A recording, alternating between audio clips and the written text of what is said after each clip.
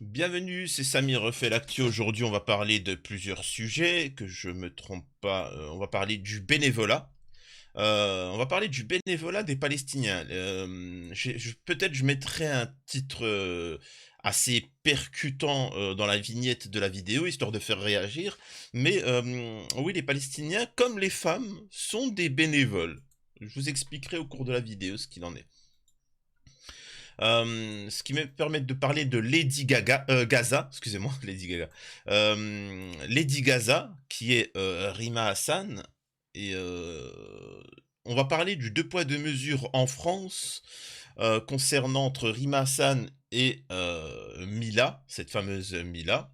Donc on y reviendra. Ensuite, on va écouter le discours du député irlandais Sinn Féin,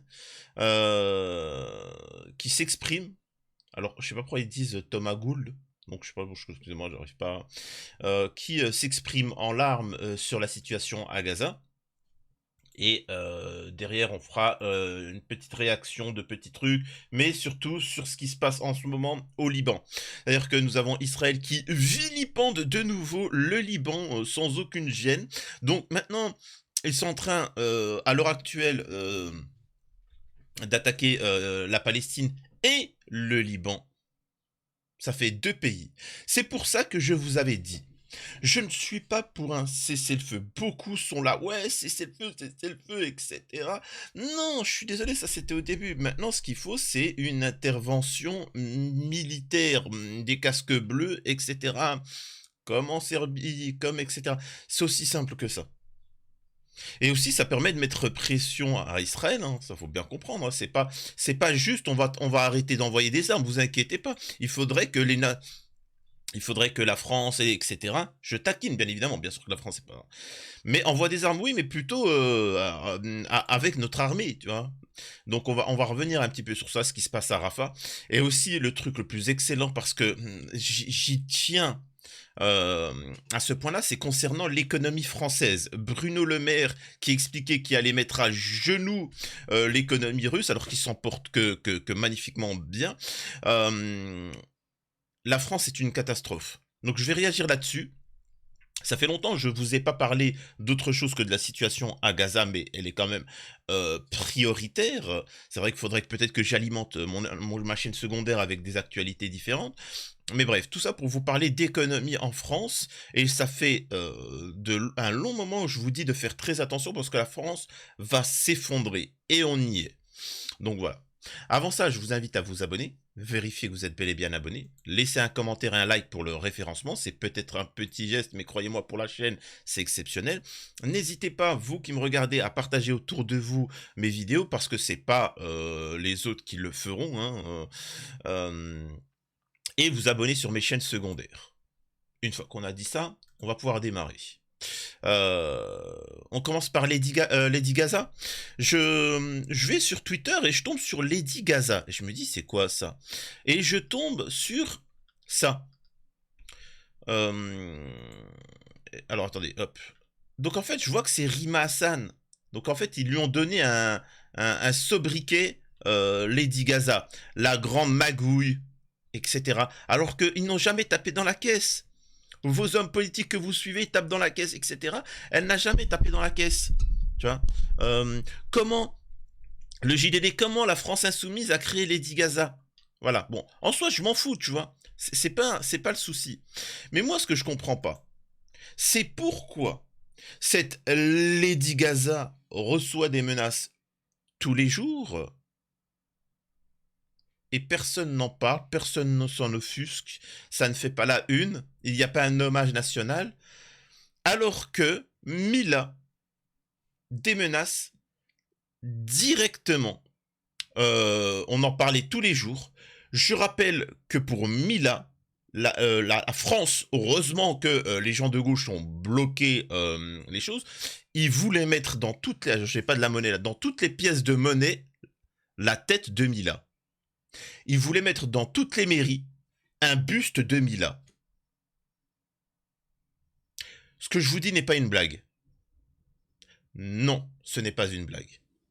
Mais elle a été menacée. Mais alors pourquoi C'est pour vous dire à quel point, pour ceux qui pensent qu'il y a des lois, il y a une justice, il y a une loi internationale, tout ça c'est du pipeau.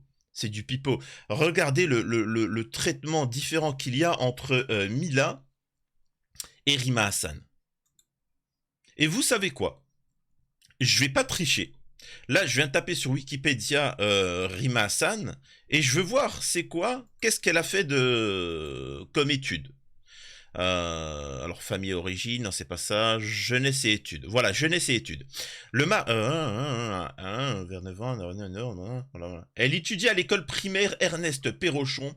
Pendant cette période, sa mère ne travaille pas comme institutrice, on s'en fout. Elle est ciblée de brimades racistes. Ouais, mais non, c'est normal, tu vois, on te dire. En 2011, elle obtient un baccalauréat scientifique au lycée de la Venise Verte. Ah, c'est incroyable ça. Tiens, ça a le bac. Alors vous allez me dire, ouais, mais bon, et alors elle poursuit ses études de droit et obtient sa licence. Le bac, plus une licence. Après avoir passé 2 années à l'université d'Evry. Elle part au Liban 1 an et termine son master en 2016 à l'université Panthéon-Sorbonne. Elle s'intéresse à la comparaison juridique entre l'Afrique du Sud et Israël dans son mémoire, etc. Avoir obtenu son diplôme à Panthéon-Sorbonne est une grande fierté pour sa mère car on aurait entendu parler de l'université jusque dans le camp de Nera. Bon, on s'en fout. Ce que j'essaye de dire par là, c'est que maintenant je vais faire la même chose avec Mila. Alors, Mila n'a aucun diplôme, rien. Elle vend des culottes sales. Elle vend ses culottes sales. Elle vend... en fait, c'est des dégueulasses. C'est les influenceurs. Il faut savoir que ces gens-là, ce sont des influenceurs. C'est comme il y en a une autre là, c'est Thaïs Escufion, je sais pas quoi là. Tu sais, c'est les mecs, les meufs d'extrême droite là qui sont apparus et qui ont compris que t'avais beaucoup de gens qui avaient des problèmes à rencontrer des femmes du côté des droits tardés et donc elles ont décidé de les draguer, tu vois, en mode, hé, tu es un droitard, vive la France patriote, tu veux une femme bien patriote, alors qu'il s'en fout, tu vois, lui il veut se taper une meuf, tu vois, il s'en fout. Et c'est stratégique, c'est comme il y en a par exemple, ils disent Free Palestine, c'est pour pouvoir choper Fatima, tu vois. Ça pour une unique but, ça. Tu vois. Et donc c'est la même chose. Et cette discussion qui parle de valeurs françaises, etc. Vous savez ce qu'elle a fait? Elle a fait un site, et puis si tu veux me parler, hey, donne 60 € et tu pourras m'entendre parler, et je te dirai, tu es un vrai patriote. Bande de minables. Voilà ce qu'il en est. On a des gens qui vendent leurs culottes sales, qui se permettent de critiquer des gens qui ont fait des études et qui ont une dignité. Fermez-la tout jamais. Fermez-la. Il n'y a pas de débat à voir ça. Tu ne discutes pas avec ce genre de personnes-là. Et ces gens-là, qui se sont fait connaître juste pour avoir insulté l'islam, parce que c'est ça, ils n'ont aucun cursus scolaire, ils n'ont rien accompli, ils n'ont jamais travaillé, n'ont rien, tu vois. Mais ils ont insulté l'islam.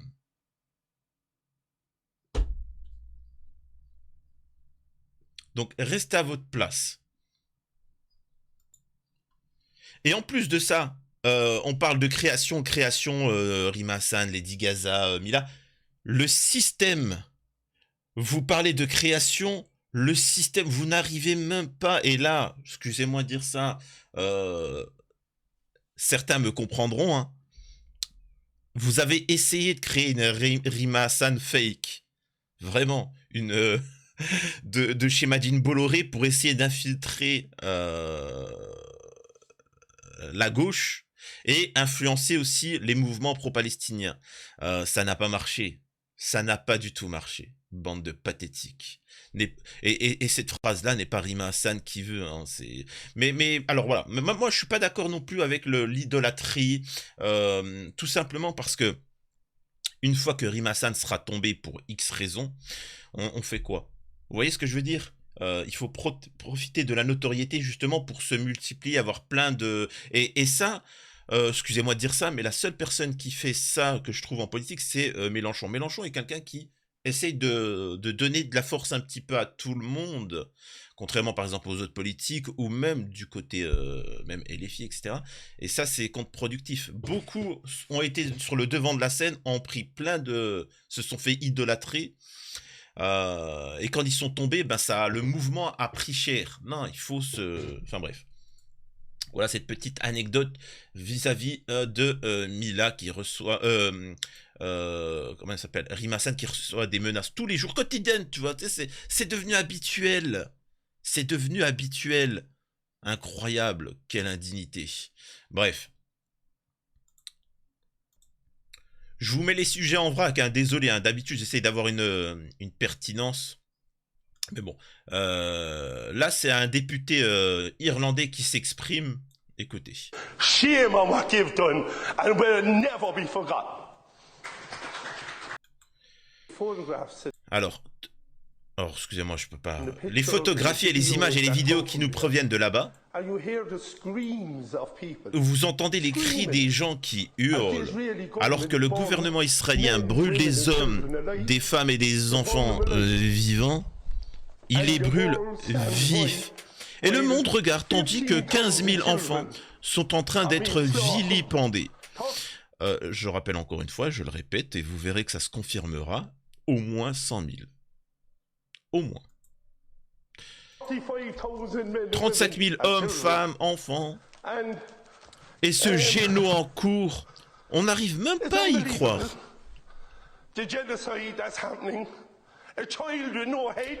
Un enfant sans tête. Normal. Et le gouvernement israélien dit que c'est une erreur. Une erreur.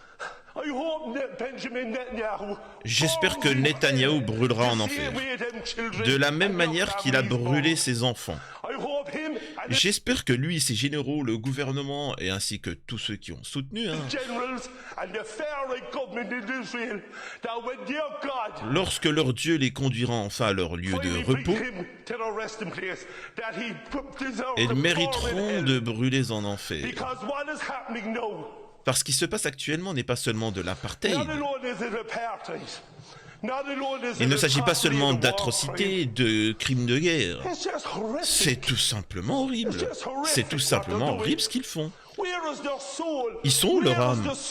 Elle est où l'âme du peuple israélien? Alors, faut arrêter encore une fois de parler du peuple juif. Ça n'a strictement rien à voir. C'est ce qu'il essaie de dire, tu vois. Ça n'a rien à voir. C'est juste du colonialisme, c'est tout. Il y a pas de, faut pas chercher non plus très plus loin. Où sont leur humanité? Le peuple juif. Après tout ce que le peuple juif a subi au cours des décennies, qu'il permettrait... Alors encore une fois, je répète, ces gens-là ne sont pas... je suis le seul, je suis l'un des seuls à avoir fait des vidéos là-dessus. Tous ceux qui sont sortis des camps de la Seconde Guerre mondiale, etc. Tous ceux qui ont participé de près ou de loin à cette situation, etc., que ce soit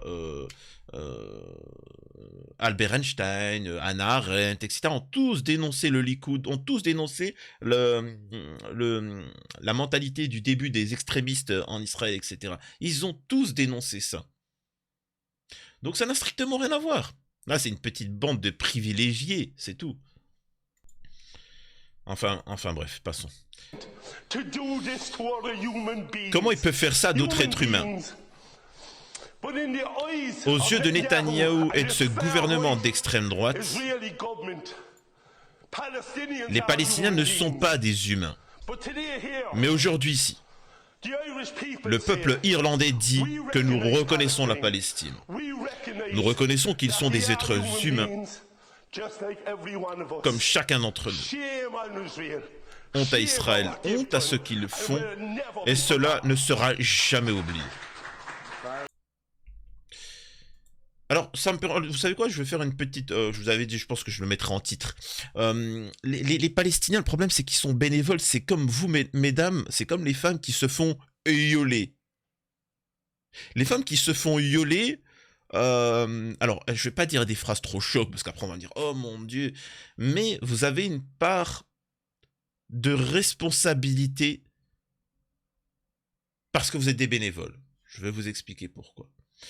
Beaucoup de femmes, alors je parle pas de celles qui se font vilipender, elles s'endorment, etc. Je parle pas de ça. Moi, je parle de quand elles sont conscientes. Souvent, les femmes sont terrifiées, mais elles sont encore plus terrifiées. Et c'est pour ça que je vous dis que vous êtes des bénévoles. Parce que, par le mal que vous pourriez faire aux yoleurs. Je vous explique. On résume, hein, vous pouvez faire ce que vous voulez, des sports de combat, ce que vous voulez. Comme madame, quand vous pesez 60 kilos, je parle pour certaines, hein, 60 kilos et que t'as un mec qui fait 120 kilos, il se pose sur toi, voilà, tu peux rien faire. Surtout quand il est un peu violent.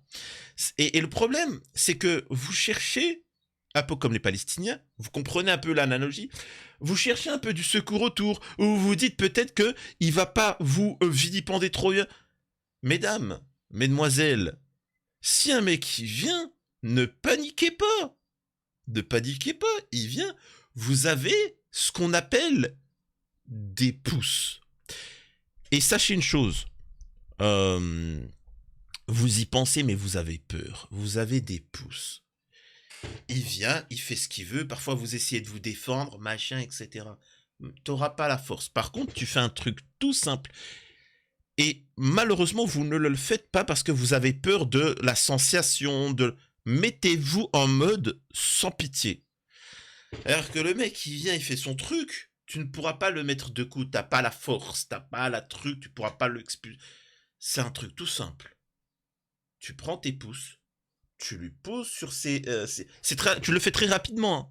Là, faut pas y aller, faut pas... Tu vois, faut y aller... tu pousses ça, et tu... Hop, tu appuies. Ok. Regardez. Hop, tu vois. Bon, tu le fais pas, tu vois. Mais je vais pas le faire, vous inquiétez pas. Il y a des gens qui sont derrière leur écran. Samir, fais pas le con. Fais pas le con, retire ce pouce de tes yeux. Non, mais non, c'est pour vous montrer. C'est pour vous montrer. Je suis pas teubé, quoi. Encore que, hein, je vais quand même me méfier.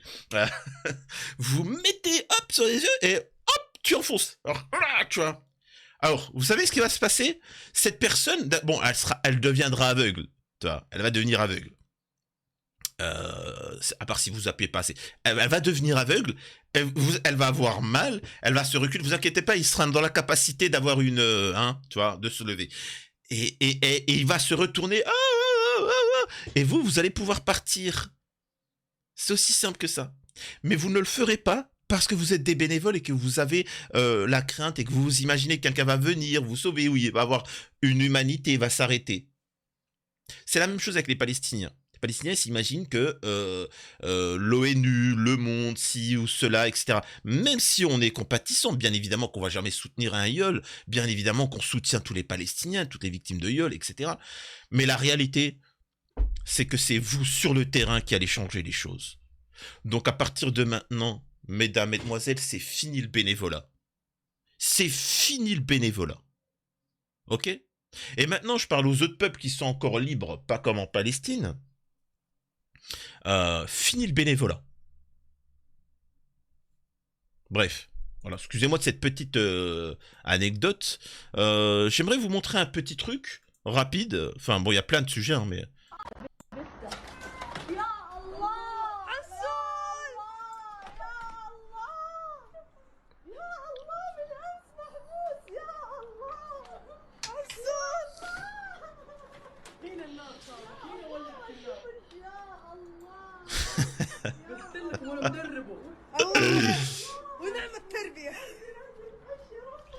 Alors il y a leur petit chat qui s'est caché pour le bombardement, qui s'est caché dans le petit truc, et justement c'est ce qu'il est en train... Il dit en résumé, en fait il l'a... il l'a formé. Il l'a formé, c'est un peu comme les Japonais ou tout ça, quand il y a un séisme, tu t'apprends à te mettre sous une table, tu vois, pour machin, et il l'a formé au cas où s'il y a des bombardements à se cacher dans le petit meuble, tu vois. Et dire que c'est ces gens-là qui sont considérés comme non humains par certains, hein, particuliers quand même. Mais bon. Même dans un géno, ils s'occupent des animaux. Tu vois, c'est fou quoi. Sinon, il y a d'autres points. Attendez, parce que j'ai un truc dans l'œil. Là, maintenant, on rentre un peu dans le sujet un peu plus dur, mais ça ira très vite parce qu'on a l'habitude. Rafah et Gaza visés de nouveau par de nouvelles frappes. L'armée israélienne dit avoir visé 30 cibles terreaux. bien évidemment. Donc encore une fois, je le répète, soi-disant il y avait eu un cessez-le-feu, des négociations, etc. Donc ça montre bien que les États-Unis ne peuvent rien face à Israël, le monde ne peut rien face à Israël. Donc il faut penser maintenant, si le cessez-le-feu ne peut fonctionner, à une coalition mondiale. Ils s'en battent avec total, hein. Ils ont été éduqués à se sentir supérieurs. Mais tout ça, au bout d'un moment, vous savez, excusez-moi de vous dire ça, encore une fois, vous faites les bénévoles. C'est comme un homme ou une femme, enfin bon, c'est plus un homme, qui vous trompe et en pardon, my bad, je recommencerai plus. Orc. Et puis tu sais, le lendemain, tu le reprends en flag. Oh non, cette fois-ci, pardon. T'inquiète pas, je t'ai acheté un bouquet de fleurs. C'est bon, faut arrêter. Moi, j'attends ce moment-là où Israël dira et alors? On vise les civils et alors tu vas faire quoi? Et la réalité, c'est que rien ne va être fait. Moi, j'attends ce moment magique. Moi, j'aime pas, vous savez, les faux semblants. Moi, je sais c'est quoi leur objectif. On sait très bien c'est quoi leur objectif. Donc, dites-leur et puis voilà. Et que les États-Unis disent ouais, et alors? C'est comme ça, il n'y a pas, on fait ce qu'on veut. Tu vois. Donc, le Liban aussi vient d'être bombardé sévèrement, le sud Liban. Donc, est-ce que le Hezbollah va rentrer? Il faut bien comprendre que Israël ne pourra pas tenir face au Hezbollah, déjà tout seul, mais en plus avec Gaza et ainsi de suite. Donc, il faut bien comprendre derrière comment dire ça? Faut bien comprendre que leur objectif n'est pas de gagner parce qu'ils ne pourront gagner. Leur objectif, c'est d'impliquer l'Occident à 100%. Le problème, c'est que l'Occident est en train de souffrir avec la Russie et ce qui se passe en Ukraine. Donc, ils sont pris dans un piège. Ce qui me permet de faire une transition au final sur Bruno Le Maire et la France. Écoutez. Vous avez dit pas de nouveaux impôts jusqu'en 2027. L'autre point, beaucoup attendent d'être rassurés, ce sont les épargnants. Il y a en France une grande masse d'épargne. Combien? Des milliers de milliards. Ah, vous savez très bien que beaucoup vous soupçonnent d'avoir un œil sur ces milliers de milliards en se disant si les choses tournent vraiment mal, c'est la poire pour la soif. Est-ce que vous pouvez rassurer les gens en disant que vraiment on ne touchera jamais à cela? Jamais, enfin ce serait une idée totalement absurde d'aller piocher. Ça s'est vu dans certaines crises. Oui, mais nous ne sommes pas en situation de crise. Alors, à chaque fois que le gouvernement Macron a dit « on le fera pas », ça c'est fait. Je vous explique ce qu'il en est. Nous avons à l'international des notes pour savoir si tu as un bon... Bref, économiquement, en fait, la note de la France a été dévaluée. Je résume, tu vois. Elle a été dévaluée de AA à A-. Et parce qu'elle n'a plus de fric, elle est endettée à souhait. Et en fait, actuellement, la France, ce qu'elle fait, c'est comme pour une société, c'est en fait, je m'emballe, je vends les derniers trucs à faire, hein, je prends l'argent qui est à prendre, et après, du jour au lendemain, tu vas venir, oh, mais les portes sont fermées. Et c'est ce qui va se passer en France. Et donc, à ce moment-là, ce qu'ils veulent faire, c'est, soit une guerre totale pour faire une remise à zéro, hein, etc. Et aussi prendre l'argent sur vos comptes. Ça se fait toujours hein, quand il y a une crise énorme. Vous savez pourquoi, par exemple, dans certains pays, comme en Argentine ou tout ça, pourquoi ils achètent de l'or? Pourquoi ils gardent de l'or, du concret, tu vois? Parce que ça, c'est des choses qui aura toujours une valeur quoi qu'il arrive. Toi, par exemple, s'il y a une banqueroute, tes 1 million d'euros que tu as de billets, ça n'a pas de valeur, tu utilises comme PQ si tu veux. Donc c'est pour ça que certains achètent de l'or ou des choses comme ça. Bref, tout ça pour vous dire que là, on n'en est pas encore là, hein, on n'en est pas là, et on n'y arrivera pas ça en France. Mais ce qu'ils vont faire, c'est potentiellement prendre l'argent sur vos comptes. Ça veut dire qu'à partir de maintenant, ils vont dire que ils ne prendront pas l'argent des riches comme certains le pensent, mais saisiront 20% de tous les comptes en France. Ils vous prendront 20% de tous vos comptes à 100 000 euros et vont prendre 20 000 euros. Voilà, de toute la France. Pour l'économie, et vous inquiétez pas, on vous les remboursera. T'as déjà prêté quelque chose, quelqu'un t'a rendu? Non, bah alors. Donc voilà où c'est qu'on en est en France, c'est une catastrophe. Arrêtons d'employer ce mot matin, midi et soir. Nous avons tout simplement nos devoirs à faire. Nos devoirs, c'est, au-delà des succès économiques que nous enregistrons, rétablir sereinement et fermement les comptes publics. Il n'y a pas de crise des finances publiques. Il y a une situation des finances publiques à régler. C'est très différent. Et quant à l'idée d'aller piocher dans les livrets A, les livrets de déploiement durable ou l'assurance vie des Français, je marque ma surprise pour une raison qui est simple, Darius Rochebain, c'est que l'idée ne m'est jamais venue à l'esprit. J'ai suffisamment d'attachement à l'épargne des Français pour ne jamais avoir eu cette idée dans ma tête. Vous avez dit. Méfiez-vous, hein. Franchement, c'est pas méchant ce que je vais dire. Méfiez-vous, mesdames, messieurs, à votre argent, vraiment. Donc voilà, économiquement, vous comprenez pourquoi Israël est en panique et veulent une guerre totale, parce qu'ils sont en panique à cause de ça. En cause de ce qui se passe en Occident qui est en train de s'effondrer. Et ils ne pourront plus aider financièrement, économiquement et militairement dans les décennies à venir Israël. Et au-delà de ça, même au-delà du conflit à Gaza, vous-même, les gars, ça sent mauvais la France. Donc si vous avez l'opportunité, en tout cas, n'ouvrez plus de commerce. Je vous le dis, hein, n'importe quel commerçant pourra vous le dire. S'il y a des commerçants en France, en commentaire, dites-le s'il vous plaît aux gens, ne lancez aucune entreprise en France, vous allez vous casser la gueule. Allez ouvrir n'importe où ailleurs, mais pas en France. N'investissez rien, ne faites rien. En France, on va vous dégommer, il n'y a plus d'argent à faire, c'est fini. Bref, avant de finir, j'aimerais juste mettre en avant le truc de don, là, comment on appelle ça, pour la Palestine. C'est Streamer for Palestinian. Je vous avais dit que j'essaierais un peu de montrer un peu tout le monde et essayer de voir où c'est que cette cagnotte en est pour la Palestine. Donc là, on va suivre un certain Mintos. Vu où Ok, bon là, il est en train de jouer avec des histoires de chats. Je sais pas c'est quoi le délire. Me demandez pas de comprendre ce que c'est. Donc voilà, il a mis en dessous. Là, on en est à 220 000, bientôt la moitié. En un jour et demi, la moitié de l'objectif de 500 000. Exceptionnel. Voilà. Le mec, comprenez que le mec, il est là. Qu'est-ce qu'il raconte?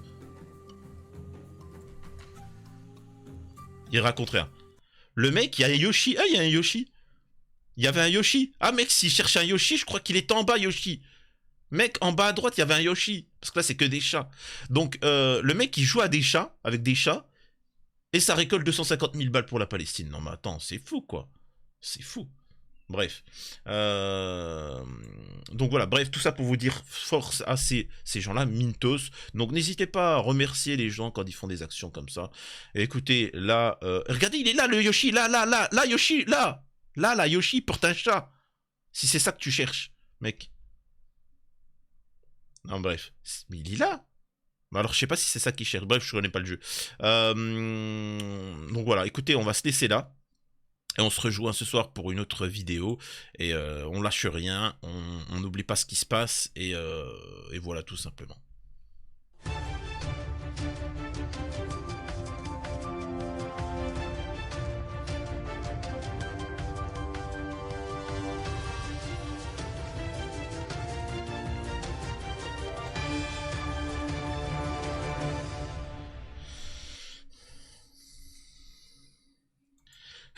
Alors, il y en a plein qui vont me dire, Samir, pourquoi t'appelles pas au boycott de Bouygues Télécom?